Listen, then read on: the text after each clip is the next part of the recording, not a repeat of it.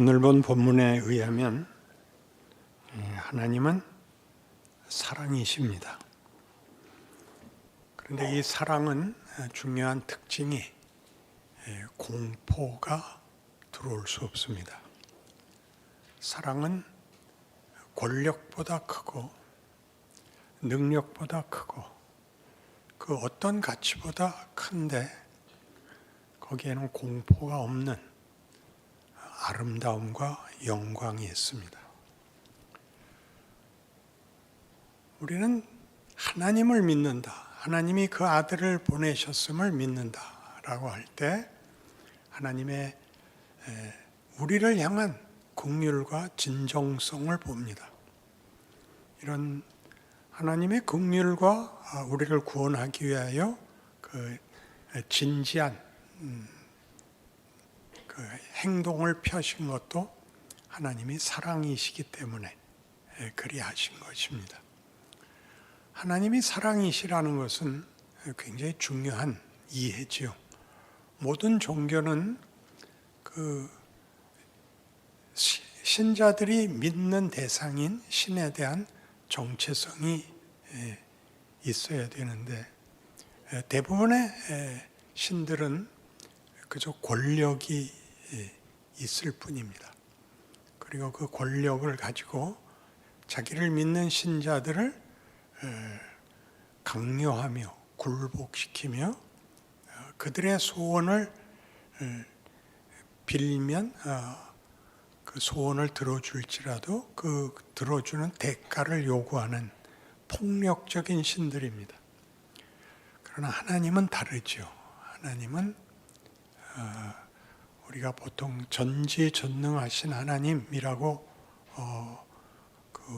부르기 때문에 하나님도 최고의 권력자로 먼저 생각하는 버릇이 있는데 하나님은 사랑이십니다. 하나님이 무엇을 주실 때는 사랑하시기 때문에 주지 어떤 권력을 동원하여 상대방 즉 신자들을 자기를 찾아온 자들을 두렵게 굴복시키는 방법을 쓰지 않습니다. 그런 차원에서 이제 우리가 하나님이 누구냐 할 때 우리 하나님은 자신을 설명하신 자신을 납득시킨 신이다 라는 얘기를 지난번에 했습니다. 구약 성경 내내 어떻게 하나님은 이스라엘에 자기가 하나님이시며 그 하나님은 어떤 분인가를 납득시켰는가가 아브라함과 이삭과 야곱의 하나님이라는 호칭에 잘 드러나 있습니다. 오래 참으시며 그 선하신 목적을 밝히시며 그 일을 이루시려는 성실하심과 또 우리를 대하시는 하나님의 자비들로 하나님을 설명하셨다 그랬습니다. 그러면 이제 남은 것이 그 하나님을 믿는 자 신자들에게 그 하나님은 무엇을 목적하시는가? 또 그 하나님을 믿는 신자들은 이 하나님에게 무엇을 기대할 수 있는가라는 문제가 이제 대두되는데 대부분 너무 섣부르게 안심과 형통을 요구합니다. 그리고 안심과 형통을 요구하는 일은 다른 신들에게도 공통된 부분이라서 다른 신들은 이런 요구를 응답받기 위하여 주문을 외우면 됩니다. 주문을 외우면 꼼짝없이 결과가 나타나는 하급, 저급한 신들이 있고 또 대화가 있고 설득이 있을지라도 그걸 응답하는 신은 대단히 폭력적으로 그 요구사항을 듣습니다. 그러나 하나님은 사랑이시기 때문에 우리가 요구하는 것에 대한 응답이 아니라 하나님이 우리에게 가지신 바 창조와 사랑의 목적 때문에 우리에게 그 하나님이 가지신 목적을 이루기 위하여 우리가 빌 바를 알지 못하는 것을 주시려고 합니다. 그래서 이 하나님이 말하자면 이삭을 주었다든가 솔로몬에게 지혜를 주었다든가 하는 여러 축복들이 빌어서 또는 이제 성실히 행해서 받은 보상인 것 같이 이해하기 쉽지만 성경이 하고 싶은 얘기는 하나님이 주시기를 원한 것들입니다. 그래서 우리가 하나님을 사랑해야 하는 것은 사랑이라는 그 개념은 다른 어떤 개념과도 다릅니다.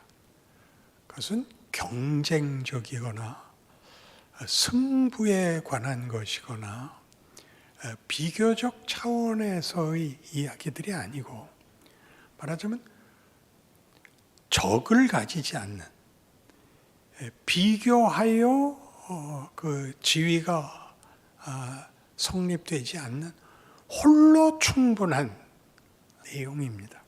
사랑은 사랑을 함으로써 만족하며 사랑을 받음으로써 만족하며 그 만족은 이런 비교하여 승부에 의한 결과가 아니라 그 자체로 너무나 명예롭고 너무나 영광된 아름다움을 가지는 것입니다.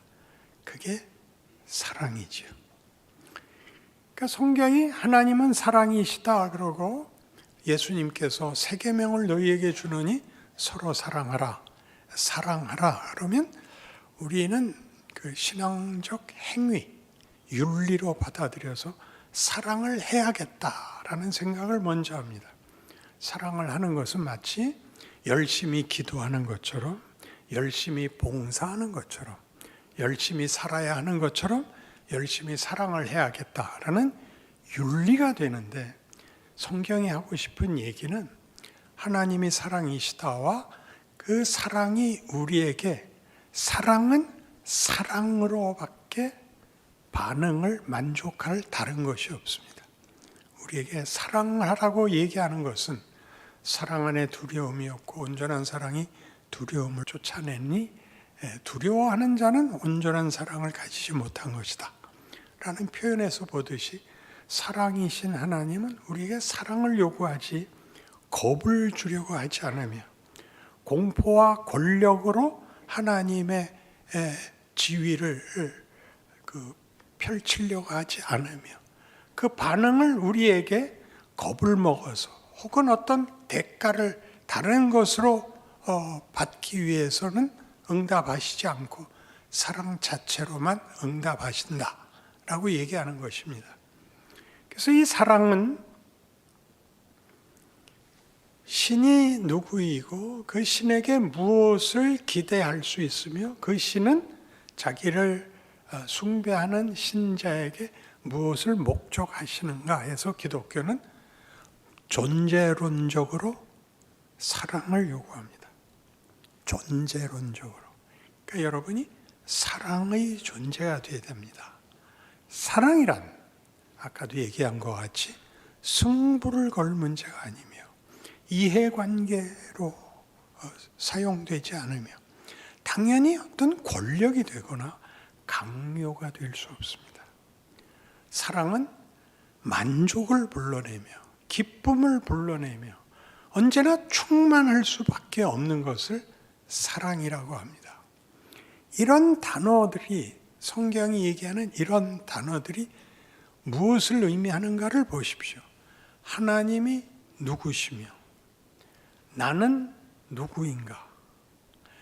그런 하나님과 나 신자와의 관계는 사랑으로 엮어진다는 게 무슨 말인가? 그러니까 우리가 현실 속에서 살아야 되는 신자의 인생이 이 세상의 질서인 사망과 거짓됨 속에서 몸부림쳐야 하는데 사랑을 어찌 유지할 수 있으며 하나님과의 관계를 이 사망과 거짓됨 속에서 유지할 수 있는가? 질문이 이렇게 나와야 되는 것입니다. 그렇지 않으면 우리는 사랑만 못한 권력, 폭력, 보상에 집중하는 신앙의 차원이 되고 존재론적으로 하위로 처지는 것이죠. 이걸 너무나 많이들 당연시해서 그저 주십시오죠. 주십시오. 그 모든 주십시오는 안심과 형통을 위한 것이지 존재론적 가치에 대한 것은 없는 것입니다. 그래서 이런 문제가 이제 요한복음 17장에 가면 17장 18절 이하에 예수님의 이런 기도가 있습니다. 요한복음 17장 18절입니다. 아버지께서 나를 세상에 보내신 것 같이 나도 그들을 세상에 보내었고 또 그들을 위해 내가 나를 거룩하게 하오니 이는 그들도 진리로 거룩함을 얻게 하려 함이니이다. 내가 비옵는 것은 이 사람들만 위함이 아니요 또 그들의 말로 말미암아 나를 믿는 사람들도 위함이니 아버지여 아버지께서 내 안에 내가 아버지 안에 있는 것 같이 그들도 다 하나가 되어 우리 안에 있게 하사 세상으로 아버지께서 나를 보내신 것을 믿게 하옵소서. 굉장한 기도입니다. 아버지께서 나를 보내신 것 같이 내가 저들을 보냅니다. 그리고 아버지가 내 안에 내가 아버지 안에 있는 것 같이 저들도 다 하나가 되어 우리 안에 있게 하사 아버지께서 나를 보내신 것을 믿게 하옵소서. 이렇게 되죠. 어디로 보냄을 받습니까? 현실로 보냄을 받죠. 우리가 그토록 많이 필요로 가득한 이 세상, 어디에나 폭력이 있고 어디에나 거짓됨이 있고 어디에나 절망밖에 없는 눈물과 비참함이 전부인 이 세상에 우리를 어떻게 보내느냐면 아버지께서 아들을 보낸 것 같이 우리를 보냅니다. 아버지는 사랑이시고 그 사랑의 하나님은 우리를 사랑으로 요구하고 있는데 우리를 죄와 사망이 가득한 곳에 보냅니다. 우선 예수님부터 확인을 해야죠. 예수님은 사랑으로 오십니다. 예수님이 오셔서 우리를 끌어안기 위하여 이 세상의 권력과 질서에 자신을 희생 제물로 내놓습니다. 십자가에 죽지요. 그러나 십자가의 죽음으로써 어떻게 되느냐 하면 거기에 부활과 새로운 그 세상이 일어나게 되죠. 말하자면 세상이 가지고 있는 권력, 사망, 절망, 이 끝이 아니라고 그것까지 뒤집어 놓는 일을 하러 옵니다. 사랑이란 사망으로도 중단시킬 수 없다. 거짓으로도 막을 수 없다. 그렇게 예수님은 사랑을 사용하시고 목적을 이루시는 일에 세상이 쓰는 모든 방법을 다 받아서 우리가 예수님이 하신 말씀 같이 한 알의 밀알이 땅에 떨어져 썩지 아니하면 그대로 있고 썩으면 많은 열매를 맺습니다. 땅은 씨를 삼켰는데 예수님은 씨를 땅에 심었다고 하는 것이 십자가 사건이죠. 죽었는데 살아났다 정도가 아니라 죽음이 그의 사랑과 그가 하려는 영생을 막을 수가 없었다. 그래서 우리의 인생 속에서 우리가 부닥치는 현실, 사망과 거짓됨의 도전 속에서 우리가 받아낼 수 있게 하는 겁니다. 그거를 피하게 하는 게 아닙니다. 우리에겐 놀라운 일입니다. 내가 아버지 안에 있고 아버지가 내 안에 있는 것 같이 우리를 초대합니다. 하나님이 사랑이시고 그 사랑은 우리를 향하여 목적을 가지고 있고 우리 하나님의 형상으로 지음을 받은 하나님이 직접 만든 우리는 하나님이 사랑하시는 대상입니다. 우리에게 사랑을 열매 맺고 사랑을 충만히 만들기를 원하는 것이 하나님이 그의 백성에게 원하는 것입니다. 그래서 우리를 사랑에 화답하게 만듭니다. 그 사랑은 무엇을 이기느냐 하면 사망을 이기며 죄를 이기며 이기심과 우리가 세상에서 실컷 보는 쓸데없는 경쟁에서 이기게 하십니다. 경쟁에서 승부에서 이기는 것이 아니라 본질에서 이깁니다. 예수님의 17장 기도입니다. 내가 왜 세상에 왔는가? 하나님이 우리를 사랑하는 사랑은 죽음으로도 막을 수 없고 사망으로도 막을 수 없다. 이 사랑은 무엇으로도 막을 수 없다. 증인이시죠. 역사를 쓰십니다. 그가 사망으로 끝난 것 같은 데서 부활의 영광을 일으키고 승천하신 사건들은 우리 모두에게 우리의 인생에서 하나님의 사랑은 우리를 승리케 하고야 말 것이다 라는 믿음으로 우리의 현실에 가장 큰 약속으로 우리에게 주어진 것이 됩니다. 예수님이 오신 것이 아버지가 보내신 것이고 아버지가 보내신 일에 예수님이 순종하는 사랑의 행동, 아버지의 기쁘신 뜻이 아들에게 그대로 공감이 돼요.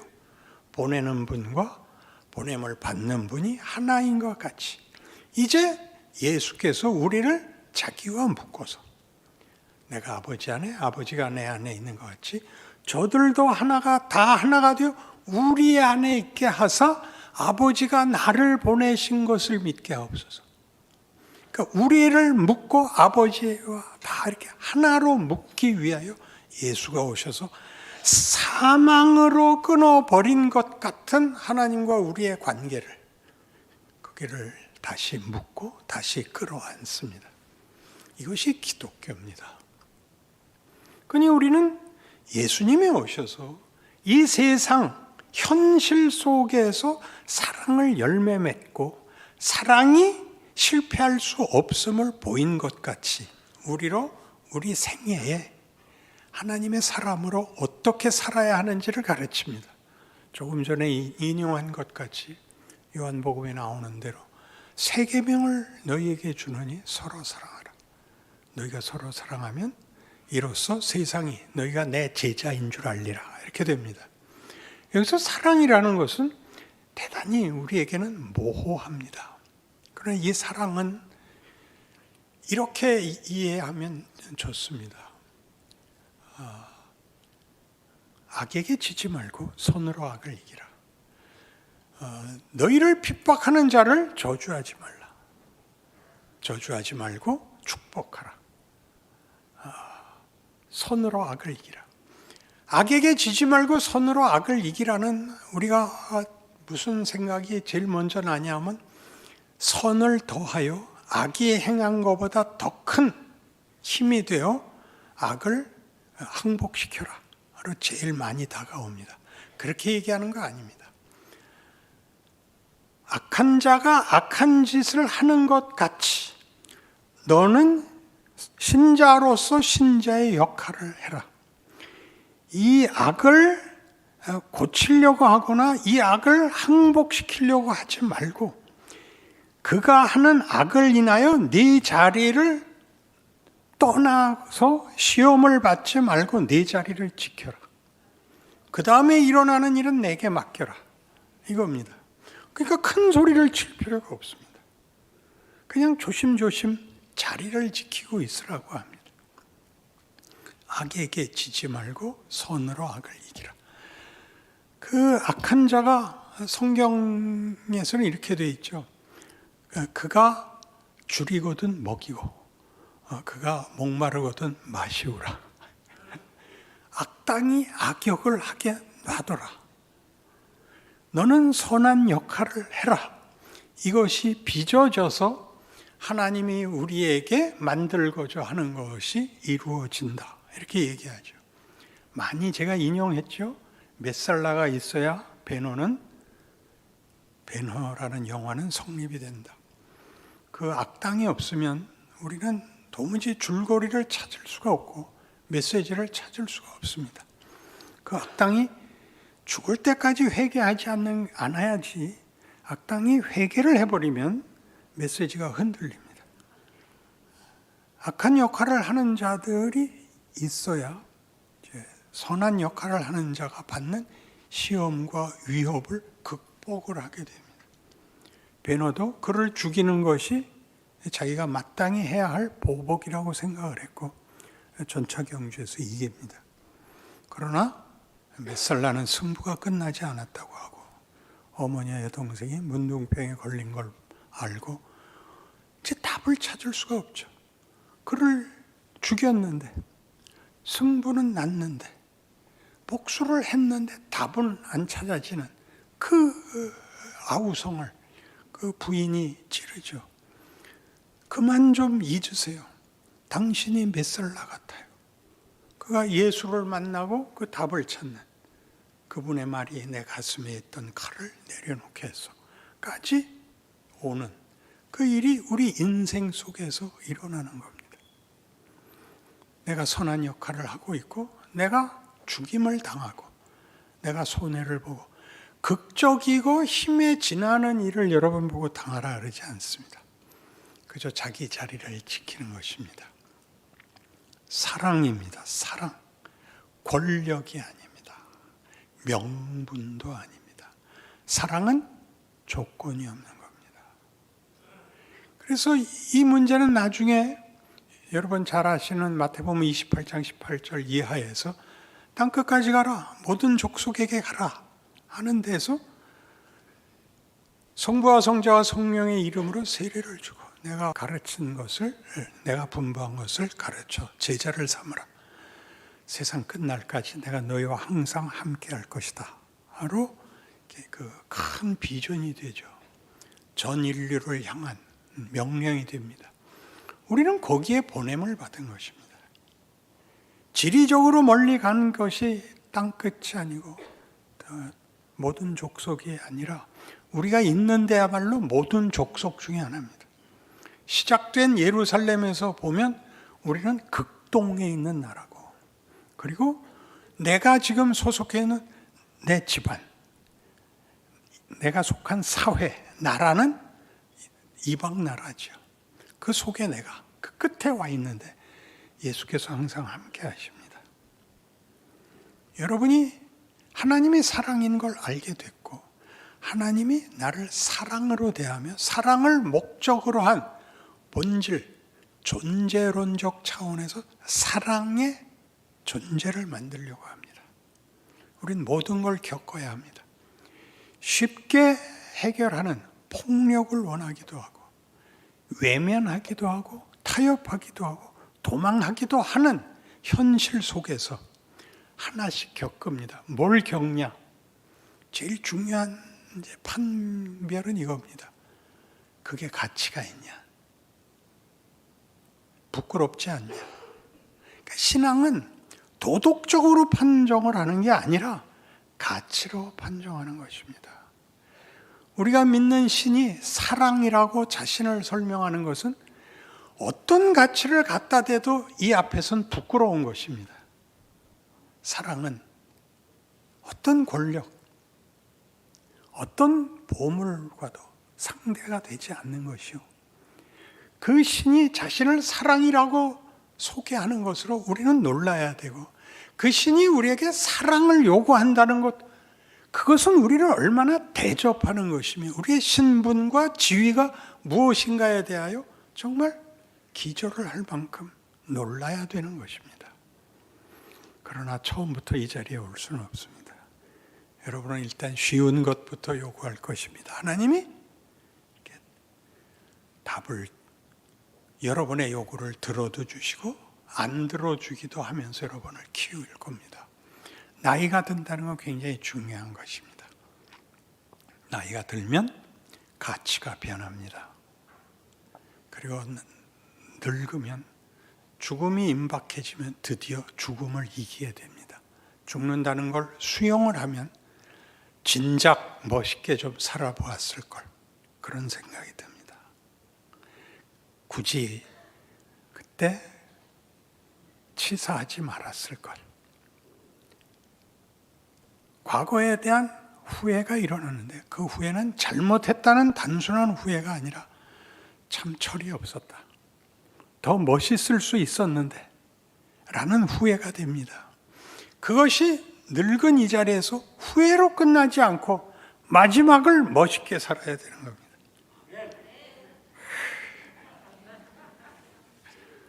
얼마나 신통해요. 이런 말에 아멘하는 것은 굉장한 겁니다. 우리는 그냥 주시옵소서가 전부인, 무엇을 주시옵고 무엇을 주시옵고, 이 나라 대통령이 정치를 잘하게 해 주시옵고, 우크라이나 전쟁이 빨리 끝나게 해 주시옵고, 이거 다 치사한 기도예요. 생각해보면 모든 책임을 다 넘기고 난 할 게 없고, 이건 얘가 해야 되고 이건 제가 해야 되고 이건 저놈이 해야 되는 겁니다. 하나님 아시겠죠? 저 불편하게 하지 마세요. 우리는 이 기도를 그렇게 열심히 철야를 하면서 금식을 하면서 손잡고 통곡하고 큰 소리로 무식을 발산했더라 이겁니다. 무식하다 그렇게 간단히 얘기할 수 없지만 다른 단어가 없습니다. 그러니 생각해 보십시오. 기도를 한다는 게 뭔지.